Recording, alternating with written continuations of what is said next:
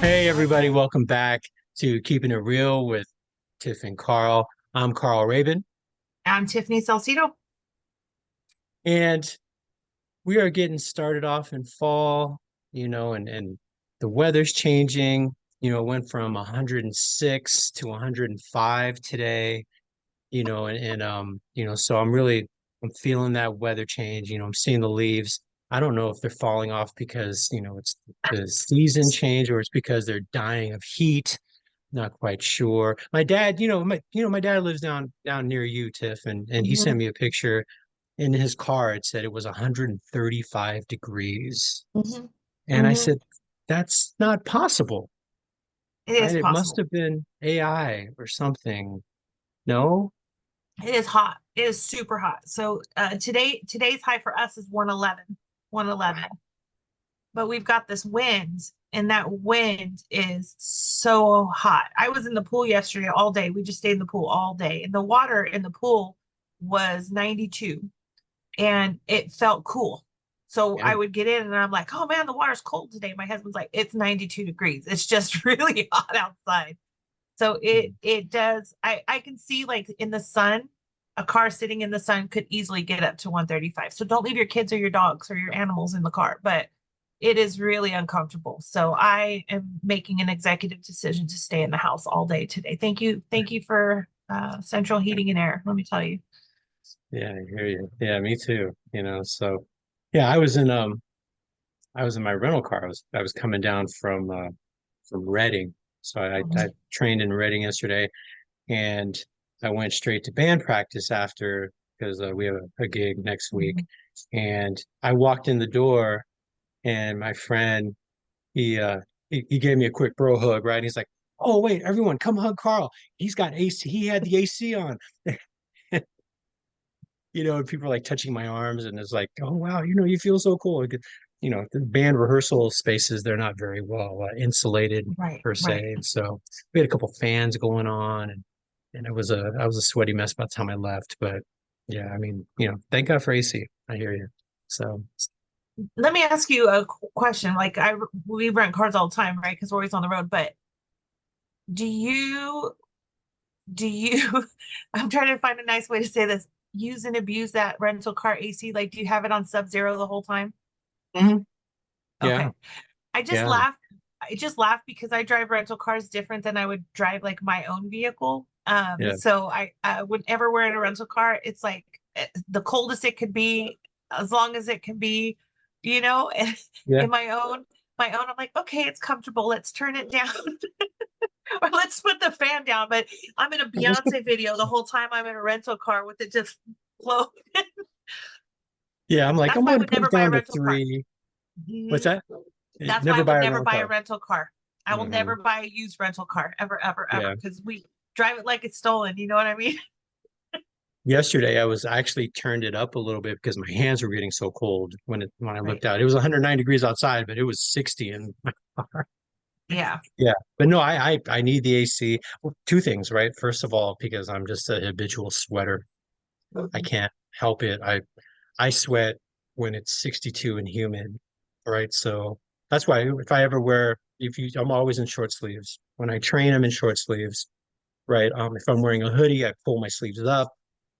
My wife's like, don't buy that jacket. You're never going to wear it. And I said, well, yeah, I can't pull the sleeves up, right? So, Mhm. it's always something you'll see me. And I prefer wearing shorts if I could everywhere, just because my extremities will sweat and I hate it. But then also, I like to have, um, circulated air, so like when I sleep, I like to have the fan on just on my side of the bed, right? Just so it's blowing something towards me. That helps me because Mhm. otherwise, if I don't even, I don't care how cold it is, if I don't have that circulated air, I still wake up feeling clammy Yeah. so yeah, so in the car, I like having that AC. I grew up with the window open, right? But Right. I've matured since, right? And and I realized I pay for the gas, so I want to put the AC on, right? But Right. yeah, my mom, I grew up without AC in my car because my mom, was not an option she bought in the 80s because we lived in the Bay Area and you didn't really need AC where we lived. And then when she moved, she had the same car when she moved up here to Sacramento, live with us in 2012. and we traded that thing in quick. So Yeah. that was a mess. I've actually done that drive from Reading down to Southern California when it was like one of these heat domes where it was super hot and my Mhm. AC went out. It just went out. I had an old Audi station wagon. I could tell you stories Yeah. about that car, but the AC went out. So we had like the windows open and the sunroof open and just trying to circulate wind, but the wind is also like 127 Wow. degrees. So it was Yeah. a miserable. And I don't sweat, I glisten. Yeah. I don't sweat, I glisten, right?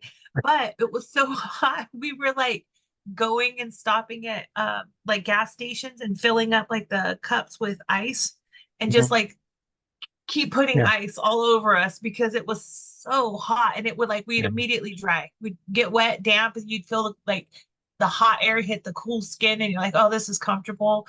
It was the worst. That was the Yeah. longest drive in the whole history of long drive. I think it was like Wow. 12 hours and we were so hot when we arrived at where we got to. It was miserable.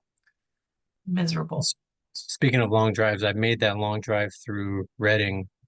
I accidentally made the mistake of taking a job in Susanville and Mm, had to be in, I think it was Santa Maria the next day.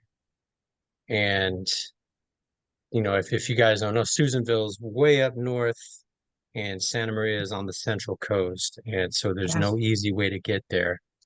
And I think it was a 7, 8 hour, or no, 11-hour drive because go through to Lassen County to Yep. get to Yep. Reading to get to five is like 3 hours. And then you're going through half the state of California, which if you all in Southern California, Northern California is a 5 hour drive by itself, right? So it's long. So it's yeah, that's a And tough for one. all I of definitely hear you. yeah. And for all of those that are like, oh, just why didn't you fly? There's not a flight that goes from Susanville to Mhm. wherever you were. What was the second place that you went? Santa The Maria. Santa Yeah, Maria. yeah.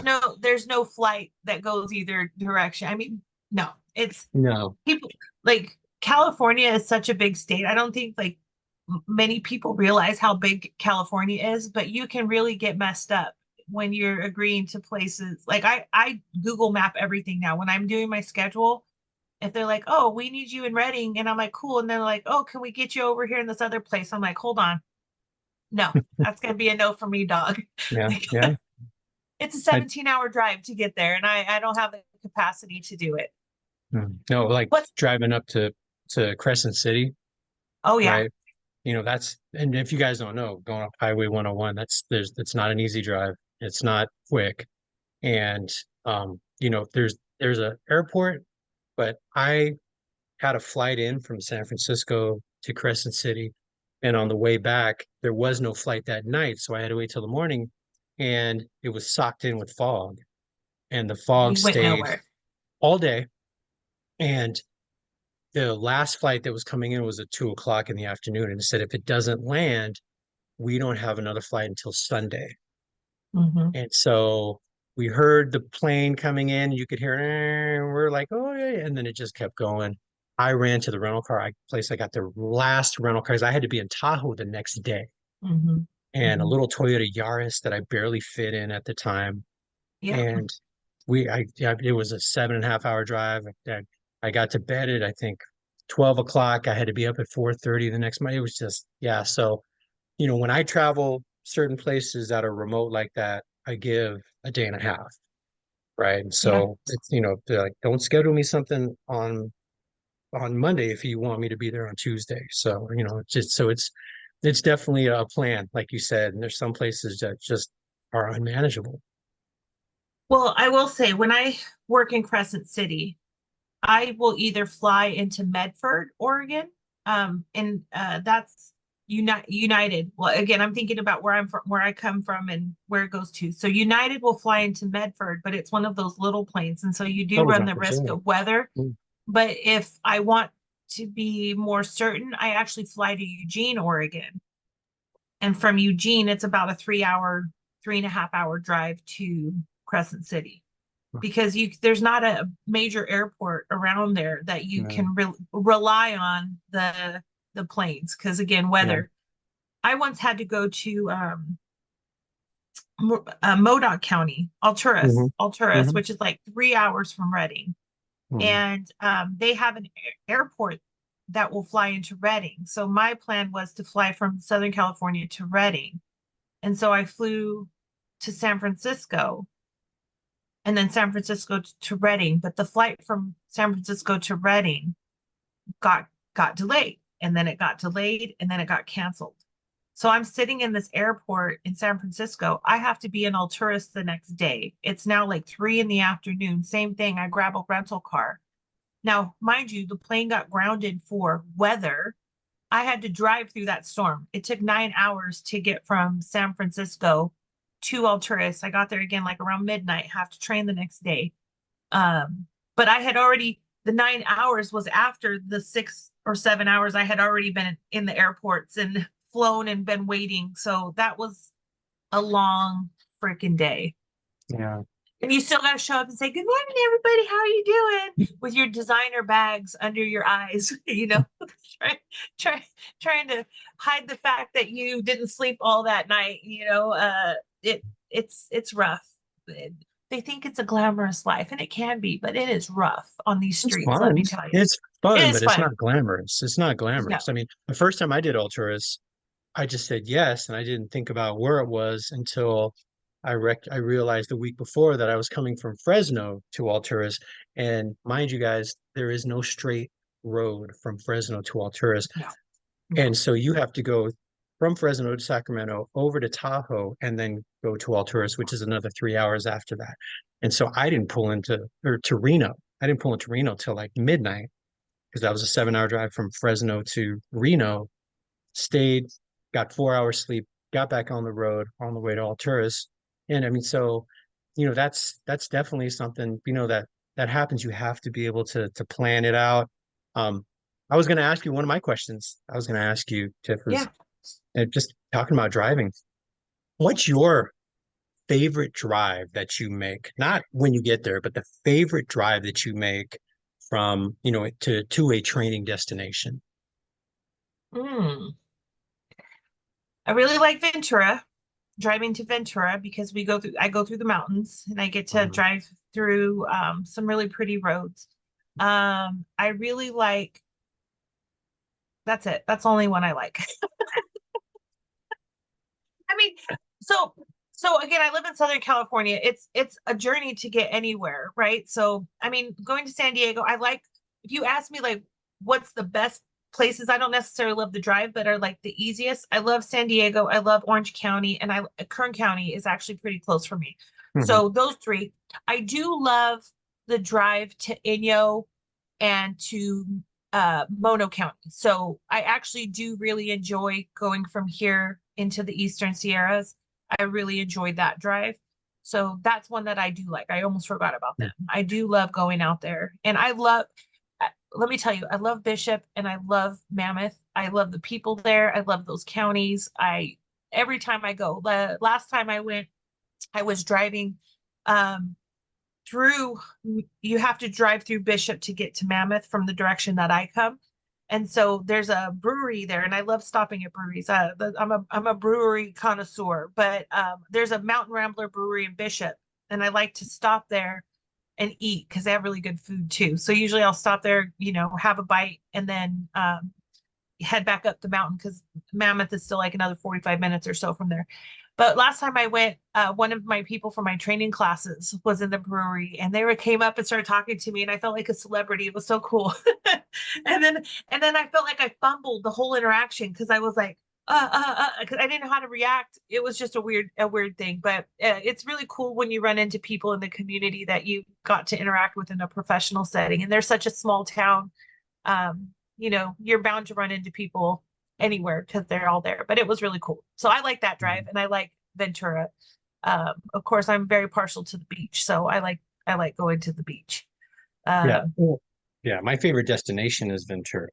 That's every time I, you know, we land in Burbank and drive my rental car, I always call my wife and say, why don't we live here? You it's know, so, It's Because you gotta expensive. be Yeah. a bazillionaire. Because you Yeah, gotta be a exactly. bazillionaire. Yeah, Yeah. not on the, But you're not gonna get there on government funds, let me tell you. you know, but my favorite drive is like you said, to Mono, right? Yeah. Just because with the way I go, we have to go through Tahoe over Highway 50 and into Sierra County or Alpine County, which is really pretty. It's up in the mountains, and then you hit 395. And 395, once you get past Mono Lake, Hmm. is just gorgeous. And it seems like it's manicured, like it's from a movie, right? And you Yeah. have Yeah. that river that goes along with all these trees that are like neatly spaced apart. Yeah. It seriously, it's like if you've never been on the 395 and up near the Sierra Nevadas, it's gorgeous. Gorgeous. Hmm. And so I that's something I'm actually doing that at the end of October. And so I'm looking forward Oh, to it's gonna that. be gorgeous. Yeah, yeah. Oh, it's gonna be gorgeous. And they scheduled a day and a half, which is weird, but my person, she said, "Hey Carl, so we scheduled you a day and a half, just do you need that morning, just to justify the trip?" I said, "No, I'm gonna leave in the morning and take my time to get there and be able to Hmm. enjoy myself." So yeah, that because I enjoy that drive. So Yeah, it is a it's nice definitely one. fun. Yeah. Yeah, I've driven from Mono up from Mono, like that exact drive. I went to El Dorado County, which is Tahoe, Hmm. and I had to Yeah. go through all of that. Oh, it is picturesque. I Yeah. remember I kept getting taking the turnouts because they have like a bunch of turnouts there because it's only like what 2 lanes most of the way. And Yeah. just taking the turnouts and going, oh wow, this is gorgeous, right? Oh wow, this is gorgeous. Getting back in the car driving and then stopping again, going, oh wow, this is gorgeous. I Yeah. did it in the springtime the last time I went, and all of the snow was melting. And so there was these waterfalls on all of the Mm. little like side roads or on the Yeah. mountain coming down. Oh, Yeah. gorgeous. Yeah. Gorgeous. Love it. Yeah. Yeah. As long So as you're I not have, driving yeah, during the go ahead. snow, you're Yeah, no, I okay. don't, I don't do snow. Yeah. Yeah. I don't do snow. If there's snow, I make my husband go with me because he drives in snow. I do not. Yeah.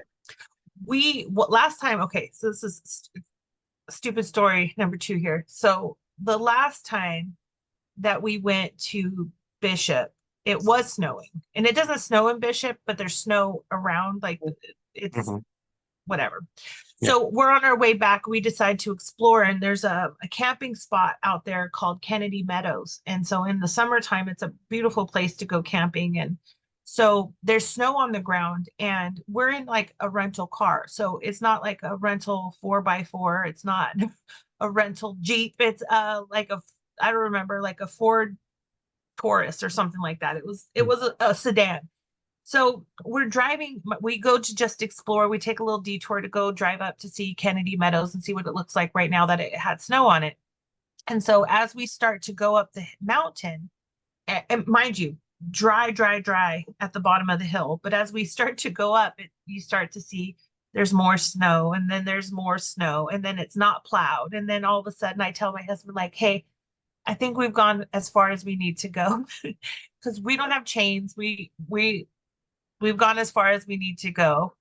And he's like, no, let's just go check out this road. So he drives down this road. And we're like, just again, there was tracks already. So he just is staying on the tracks that are already there, but we're on snow. And wouldn't you know, we get stuck. We're stuck in the snow. And Mm. so it's like 10 in the morning. I'm not a morning person. So I'm already like, what is going on? I'm wearing Birkenstocks and socks. Okay. Cause I'm not planning on hiking through snow. I'm wearing Birkenstocks and socks. And I'm like, we're stuck. And he's like, don't worry, I'm going to get us out of here. And I said, you do you. So he, for the next hour, I don't know what magic he did, but he is very like MacGyver. He's pulling out what's in the trunk.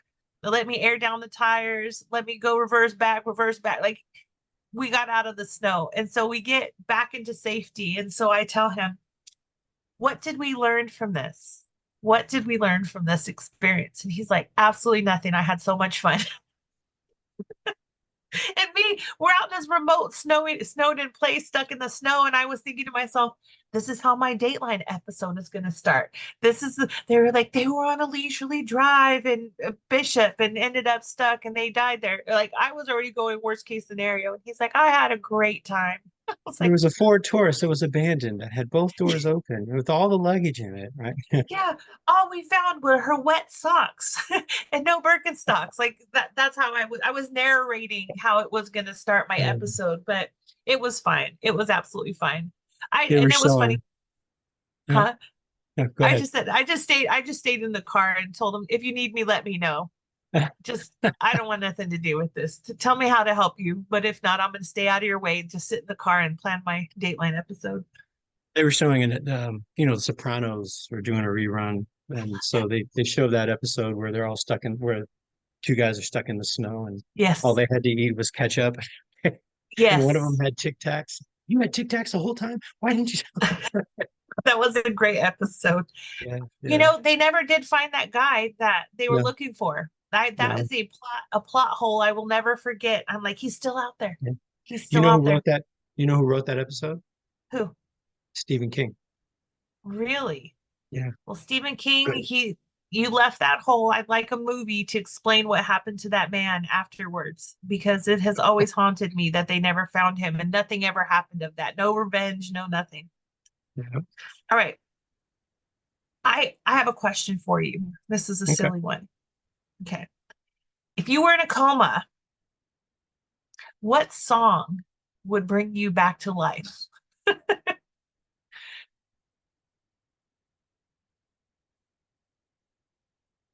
If you heard it, you're like, I gotta wake up because I can't not. Okay, so well, two answers. You Right. can I have think multiples, yes. well, okay, three answers. Okay. So one is obvious. I will survive. Mm-hmm. Mm-hmm. The cake Okay. version, though, not the Gloria Gaynor version, the cake version. I love that Okay. bass line. The bass line is funky. I dig it. Um, then one time I fell asleep on a plane one time, and that song Unwritten came on, Mm-hmm. and I woke up in tears, and it was like, I don't know. I think I was coming back from my first um week-long colloquium that I did for my PhD program. And so Mm-hmm. I think I was all motivated and inspired and stuff and fell asleep on the plane. And that was what was playing in my headphones when I woke up. And so it's always been one of those things that, you Mm-hmm. know, gets me going. And then another thing that would probably get me up um, is what would that one song be? That the hamster dance. Okay. If you play the hamster dance for me in any situation, I will get up to turn it off. And so Okay. if y'all have buried me in the cemetery and you play the hamster dance, don't be surprised if you don't see a hand sticking up from below, Okay. either looking for a dial or flipping you off. One of the two, right? So Okay. yeah. I How about you? my answers aren't as profound. Um, so my first one was Groove is in the Heart by the Delights. Hmm. I love that song. When that It gets me reminds just going, oh, yeah, yeah. it reminds me of roller skating. Yeah. And so every time I hear it, I immediately go back to like the simpler time in life where you would go roller skating on a Friday night and just, skate. But we used to go to this roller skating rink in Oceanside. It was on Hill Street. Hill Street had such a bad reputation that they renamed it Coast Highway, but it used to be Hill Street. And so we would go to this roller rink every Friday like clockwork. And that song would come on and I just love it. So every time I hear it, I immediately, again, I could be in a coma and then I'd probably just start dancing because that's my jam. So that's one of them. The other one, I realized the other day because again we were sitting at Big Helen's and it came on and I was like word for word and I'm like this could wake me up from a coma. That's where the question came from. Uh Garden Grove by Sublime. We took a trip Yeah. to Garden Grove. I'm Yeah. not The going to first sing the the whole first thing for song on you. the Sublime album. Yeah, yeah, Yes, yeah. Not my Ruka, but I love that song. It's so yeah. funny, but I can sing that song word for word. So anytime it comes on, I'm immediately drawn to it. And Hmm. then my last one, which I think is just indicative of my generation. Of course, you just have to hear the beginning bars of it, and it's like the call for all people my age is Back That Ass Up by Juvenile. You just hear come back for the 99 to 2000s. You just know what to do. You know what I mean? Cash Money Records, Yeah. you just know what to do. And so I could Uh, be like on life support, beep, beep. In 99 to 2000s, I'm up, I'm done. Let's do it. Back to life. just It cures and cancer. you'll wake up after you back it up, then stop. Yep, exactly. So those are my three. I have like some ancillary ones, like a couple that maybe wouldn't maybe wake me up out of the coma, but it would definitely make the like Yeah, my yeah, heart would be yeah, a little bit like my humps. My humps is another yeah, one yeah. from Hmm.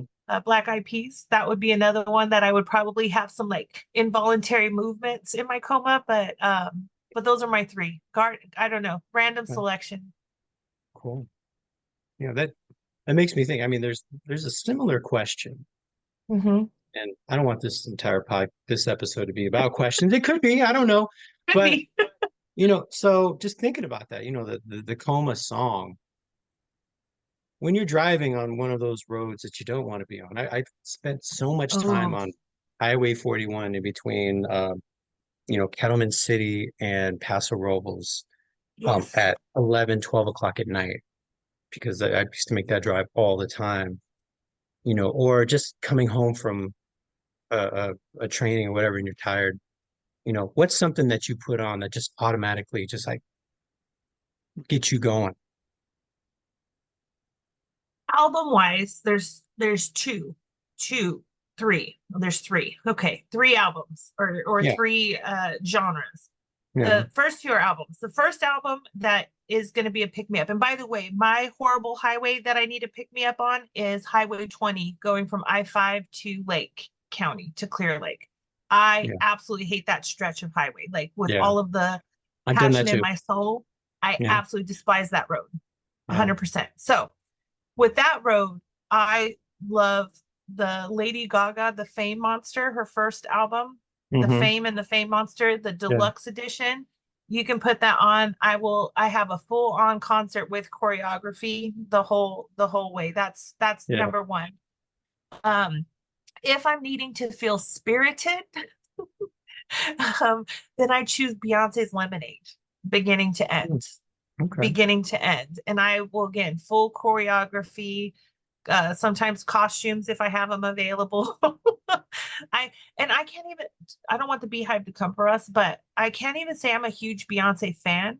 Like I like some of her songs, but I'm not one who like follows. Like I don't think I'd ever pay money to see her in concert because I'm not Hmm. that big of a fan.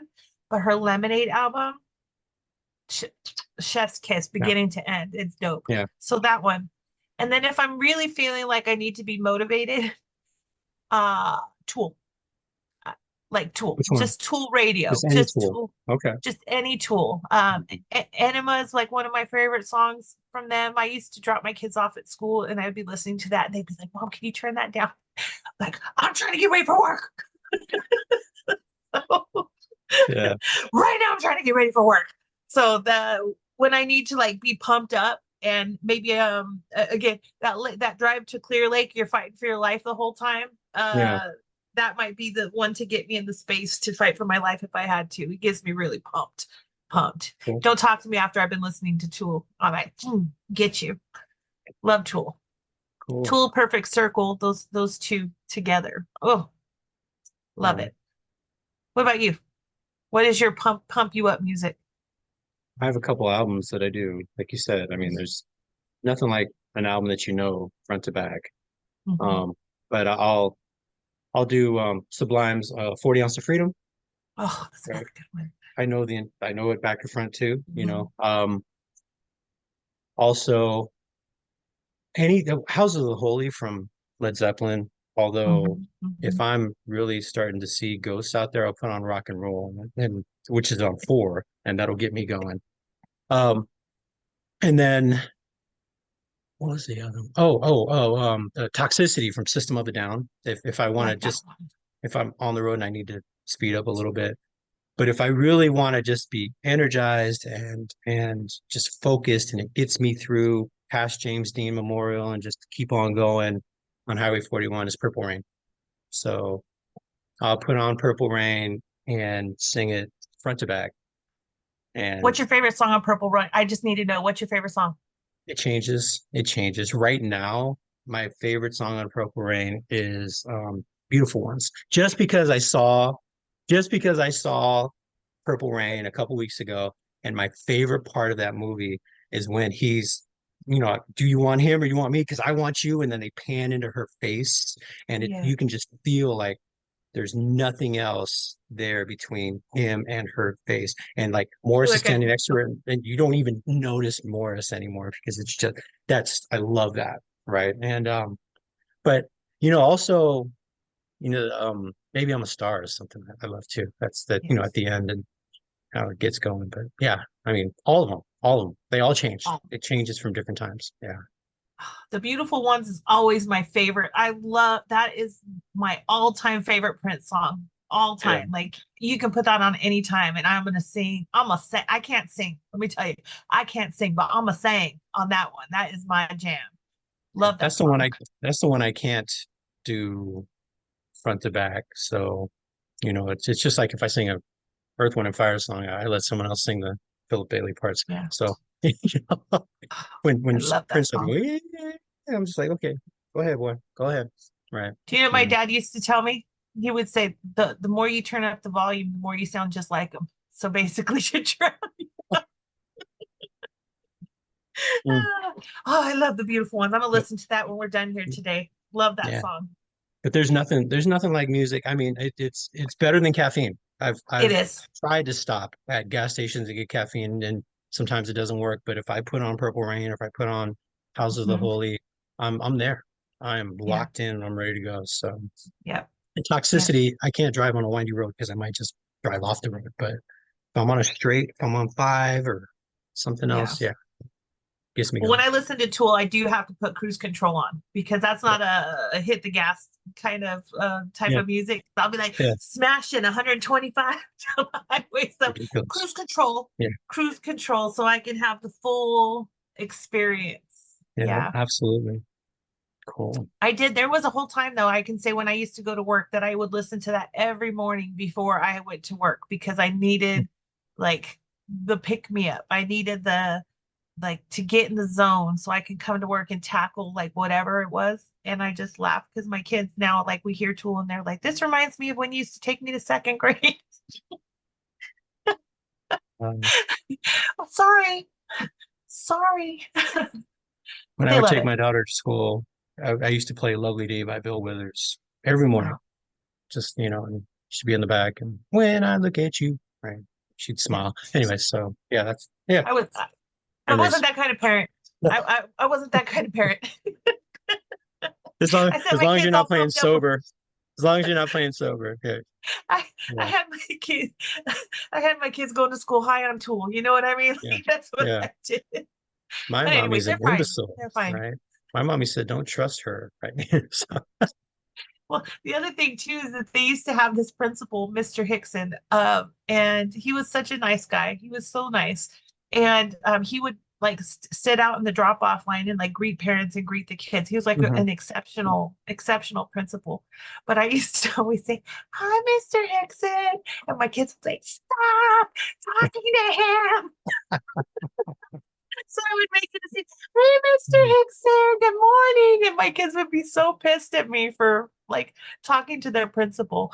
Or like, they would do like the automated messages for school, like, this is a reminder, we're closed Monday for Labor Day. And I'd be Yeah, like, Mr. Hickson just called me. And they're like, what? Like they thought me and Mr. Hickson had this whole like relationship going. It was so yeah, hilarious. Hated it. that's funny. Sorry, kids. That's I okay. help them with their therapy now. It's fine. They're fine. Oh yeah, I did that, and I actually used to sub in my daughter's school district, and one day I Yeah. subbed at her school, and she was in third grade, and we happened to be in the hallway at the same time. For some reason, I think she went to the bathroom, and she saw me. It was just me and her, and she turned and walked away as fast as possible. Just you know, I mean, it's me and her. We're like peas and carrots, right? But I Yeah. mean, when it came to school, even if there was no one else, no, you're. whatever. Yes. Yeah. But Hilarious. so yeah, so music brings forth the results we need to be able to get forward Yes. in the day, right? And lo and behold, what are we talking about today? Results. Results, right? Great segue And there. Nice. Nice thank transition. you. Yeah. Yeah, and it's not that gym, where they send you emails, hey, come and, I don't know, there's a gym here in Sacramento. I don't know if they have it down south, but it's called Results. And they Mhm. say, we're looking for 12 guys to go through our program and you'll lose 40 pounds in 3 days, right? And all this other stuff, right? And it's called Results. I just done 40 pounds in 3 days, but and I know some people have gone through it, but I'm just saying so, but it's not a gym. But yeah, just talking about that, it's that fifth, the top of the pyramid in Lencioni's pyramid of the functions and dysfunctions of a team, right? And Mhm. so Mhm. just to go through it again, we talked about trust and building trust. Once we build trust, then we're able to manage conflict well because we trust that we have each other's best interest in mind, right? And then we can manage this conflict in a respectful way, which allows us to know that we can be more committed to each other, we can be more engaged with each other, and when we're more engaged with each other, we are more accountable for each other and for our results as a whole, as an organization, as a team, which leads to improved results, right? And so, just thinking about that idea of results, I mean, there's so many different ideas of results, right? What are they, right? What are Mhm. results, and how do we know that we're being successful, right? That's what we would hope it would be, but how do we know we're looking at the right results? And then also, how do we know that, the results that we were hoping to have are going to be something that is going to be sustainable? Or is it just short term, put a patch on the Mhm. tire, or is it to replace the entire tire, right? So, I don't know, what's your thoughts there?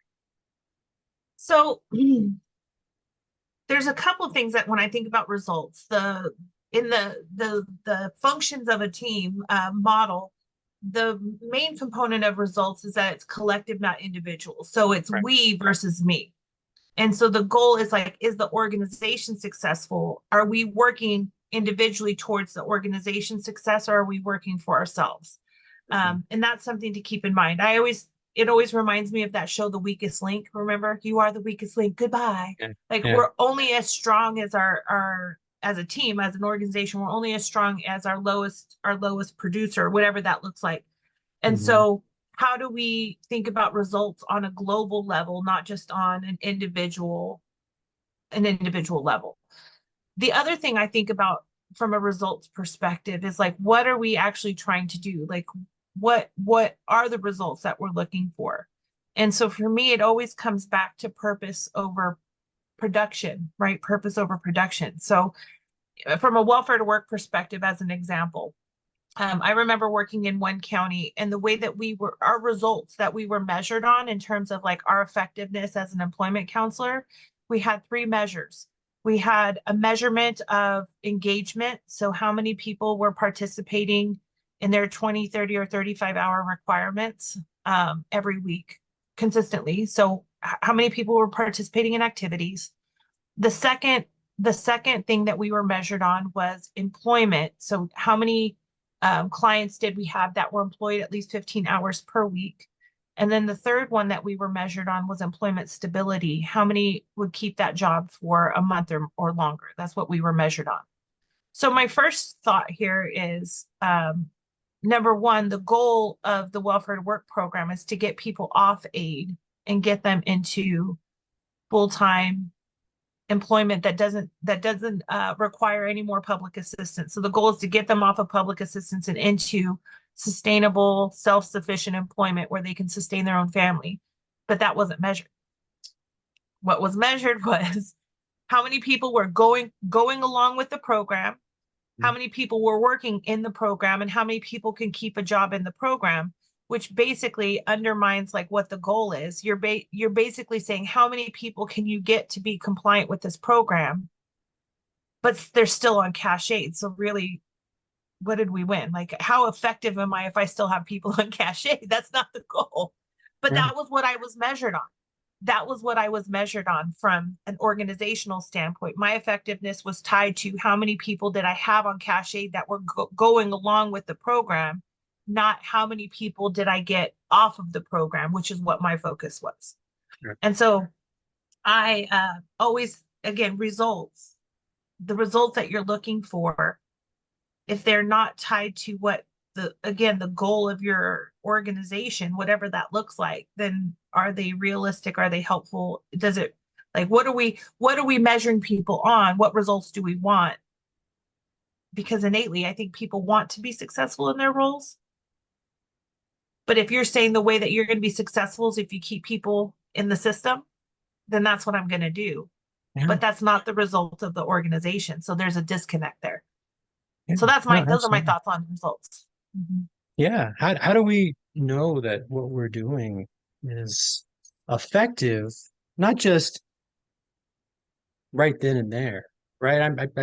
That's very short-sighted, but I mean, at the end of the day, you're making, you're reporting on a monthly basis, on a quarterly basis. So Yep. very often those are things that are short-sighted, WPR, right? Work participation rate, like you're talking about.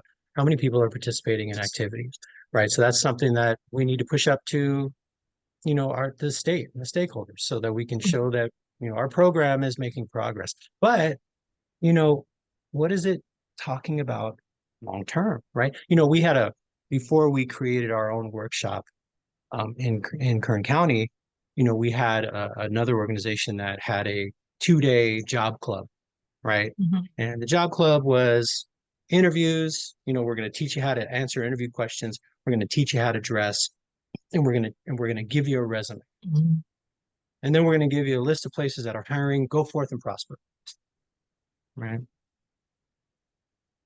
And they had a stat that said 87% of people that went through their class found a job.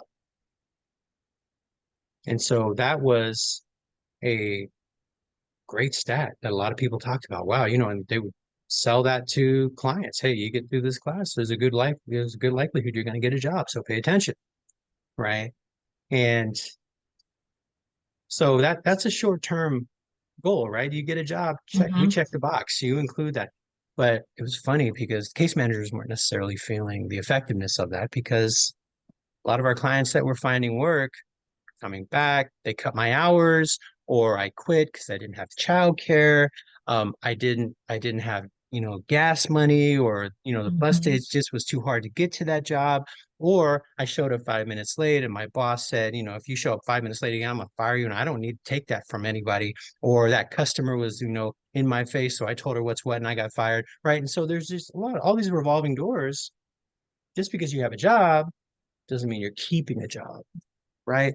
But the stat that they cared about was finding a job, right? So that's one half. What's the rest of it, right? And so, our thought when we created the program that we had with the county was how do we help people not just find a job, but actually find a career, right? Or find something that's sustainable to begin thinking about a career, right? To begin thinking about this job will lead to another job, right? And so, but to do that, you have to manage your time, manage your money, right? Manage your life outside of work, right? So, manage your ability to handle conflict. What is customer service? What is it?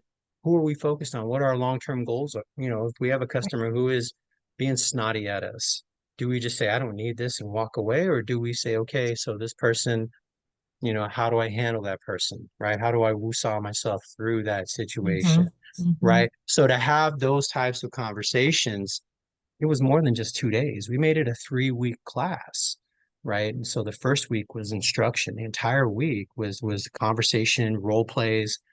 We actually went through mock interviews where other people were able to provide feedback, right? We videotaped all the interviews, right? And so, which was a terrifying experience the first time for folks, Mhm. and then by the Mhm. second time, they had the interview down most of the time. Then the second week was we had a module on time management, module on money management, module on on that conflict resolution module on um you know there was 4 modules that we would offer in the morning, and then let them job search in the afternoon. Right. And then the third was meeting with the job developer and continuing to go through that. And the job developer was connected to the class. Right. So there was these connections where we were talking about a progression, right? And an idea of these are the things that are important to know, and we're not just going to send you off and hope that you remember them, right? These are things you're going to know. The second week, we're going to reinforce them. The third week, somebody else is going to reinforce them. And then hopefully the goal is that your case manager will also have a toolkit to be able to reinforce with you what you learned in the class, which, it takes 21 days to start a good habit. And I've heard now it's 28 days. Oh, that's 4 weeks of reinforcement right there, right? And so helping people to look at that as this is part of not just finding a job to get the county off your back, but to find a job that even if it doesn't pay as much as you want, the next job can pay where it is you want it to be. You can grow and progress, and your family benefits from it. It's not just Mhm. checking a box, right? So, and that's a big thing for me. How many times have we been in situations where checking a box is the result? It's considered a success. Yeah. Yeah. I think that's where like leaders have to be very intentional about what's most important to them. So when I'm thinking about if I'm communicating a message, right? I want all my staff, if I'm leading people, I want people to be on the same page, at least be in the same book in the same library. So what is the most important thing? Is the most important thing to help people develop skills so they can get a long-term job? Is the most important thing to check this box so we can stay in compliance with the state, right? I need to be able to communicate that effectively.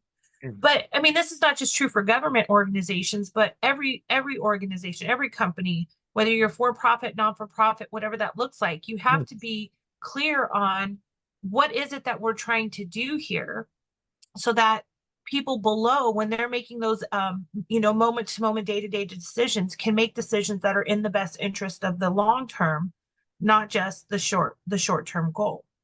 So I know in working with like executive teams, I almost always start with what are the three most important things to you all.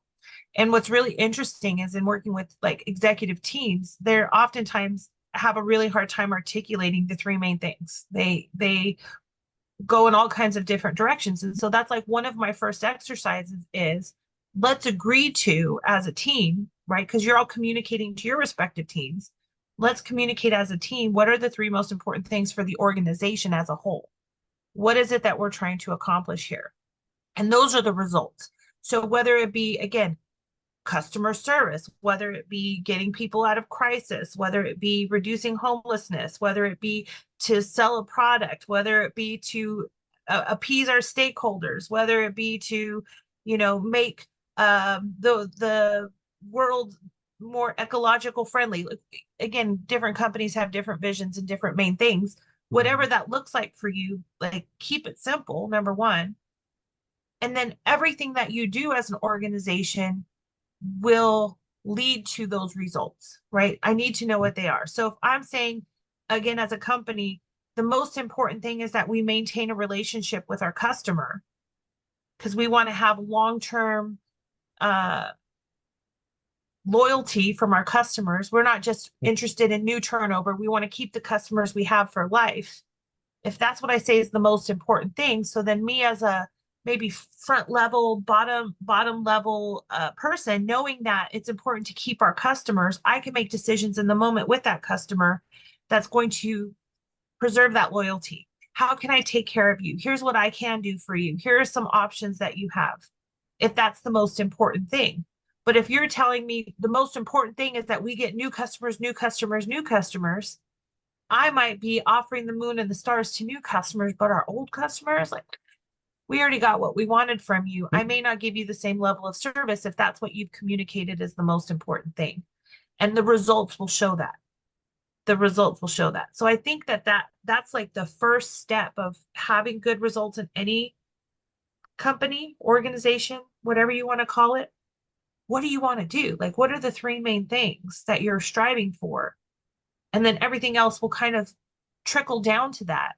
Yeah. And again, with the trust, if I trust, again, going back to the bottom of the pyramid, if I trust that those results are realistic, if I trust that those results are in good faith, then I can challenge maybe policies or procedures that don't support that result that we're looking for.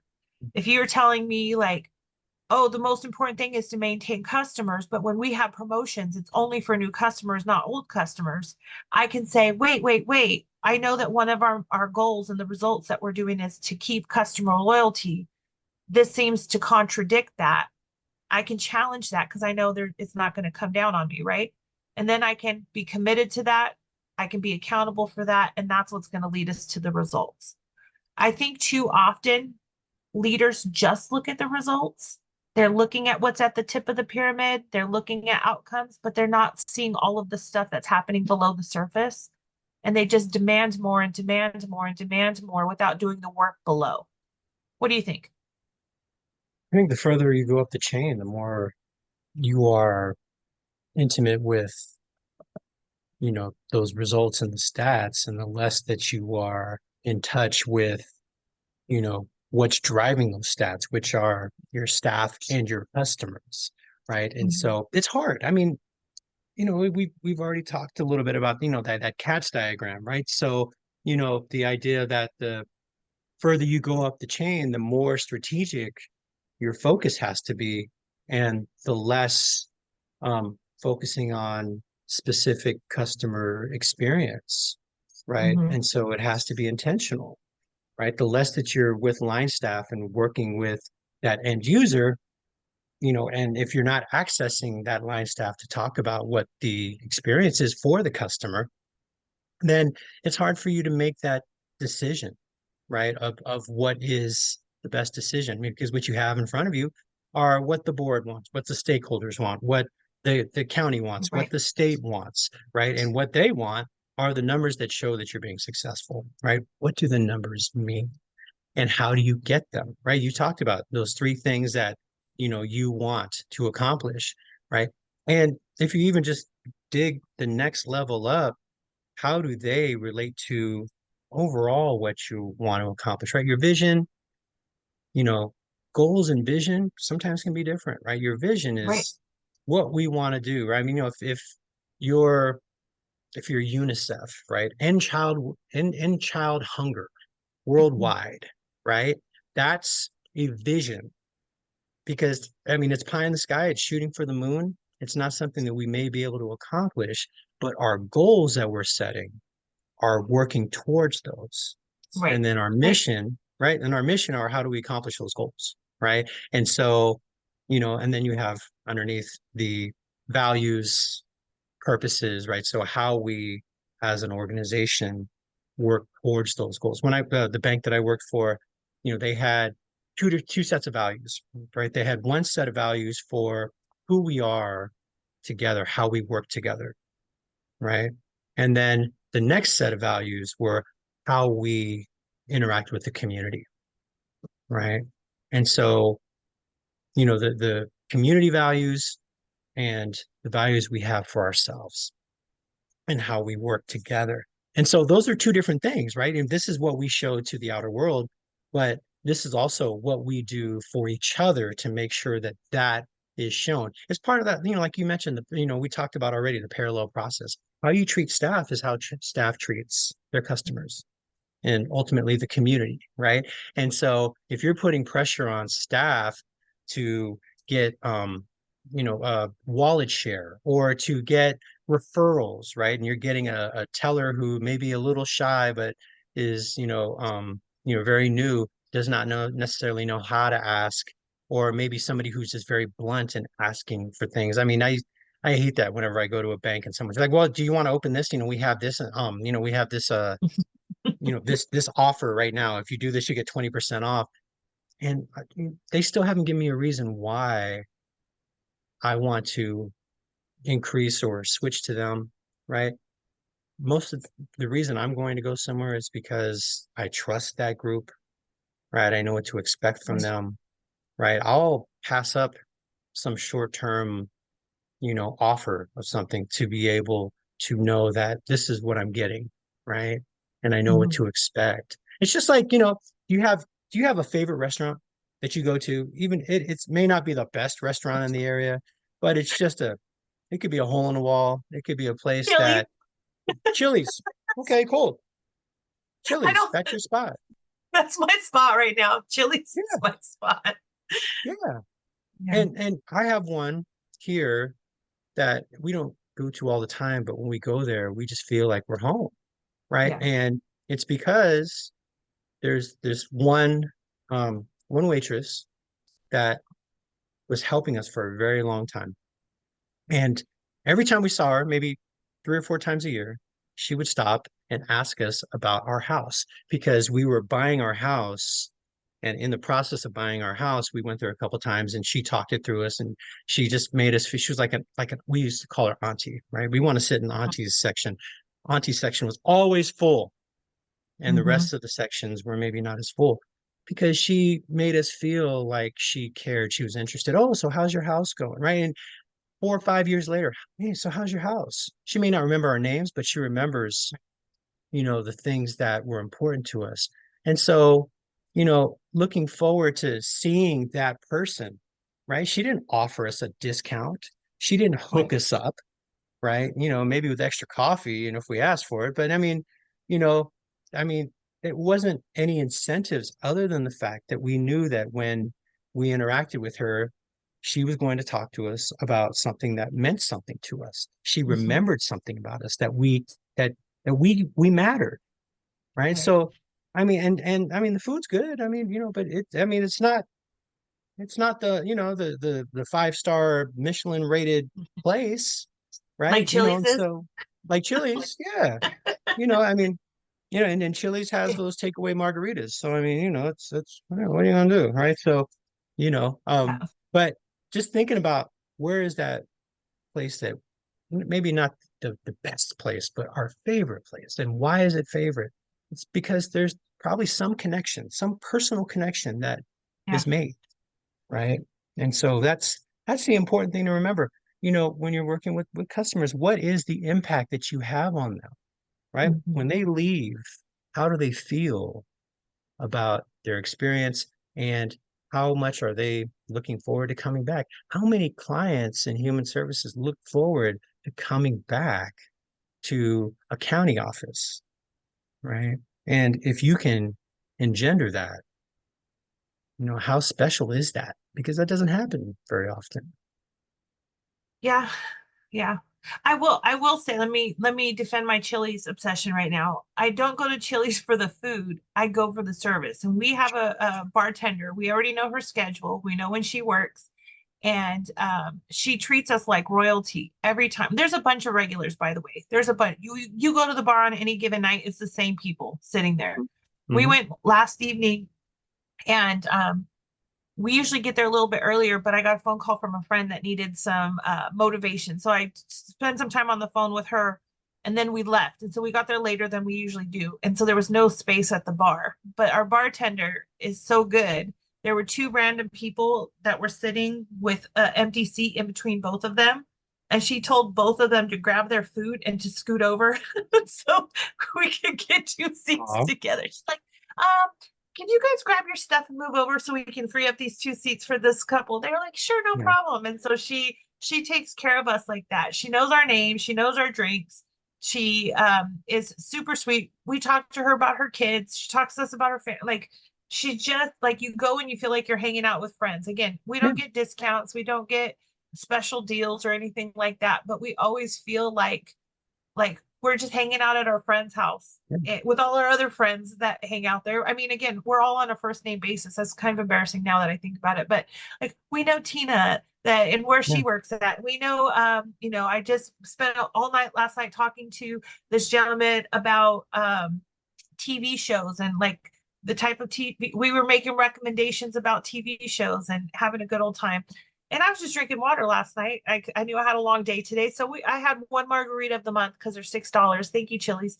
But I'm drinking water all night long. But we're just having a great time and great conversations with people at freaking Chili's and eating their mediocre food yeah, and their flat beer. But it's good stuff. It's a good time. And now bringing this back to human services, we don't necessarily want customer loyalty, like lifetime customer loyalty. what like the whole purpose of our programs is to give people temporary assistance to help them get on their feet, get what they need, and then them be successful for the rest of their lives, right? It's supposed to be a temporary situation. And so our goal is not lifelong loyalty like a for-profit company, but at the same time, we do need to have that trust. We do want to have people to look forward to coming in. We need that type of connection because we are a people-centered business so that they can come in and take advantage of all of the services that we have without feeling like a burden, without feeling like they owe it to us. It's because it's in their best interest. And this is where I struggle again with some of the results that we're looking for in human services because they tend to be disconnected from the vision.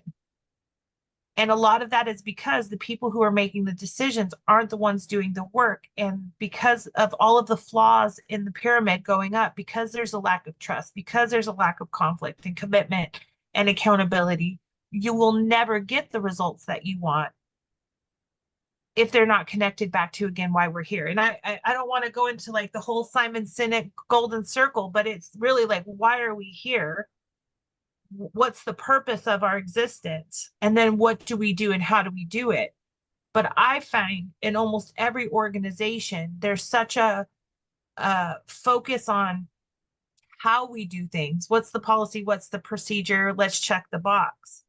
We're never going to get the results because what we communicate, we'll say, we got to take care of the customer. We got to take care of the people. But then the communication and the feedback that people get individually is you're not working hard enough. You're not working smart enough. You didn't get enough boxes checked. How come your appointments are taking so long? How come you didn't do this? How come you didn't do that? When really that could be the person that's the most dedicated to helping people change their lives. But the focus is on the paperwork, the process, and not the people. And that's why the results. This is why we haven't eliminated poverty. This is why we haven't, eradicated abuse and neglect, because the results are indicative of the process. But what are the pieces that are missing?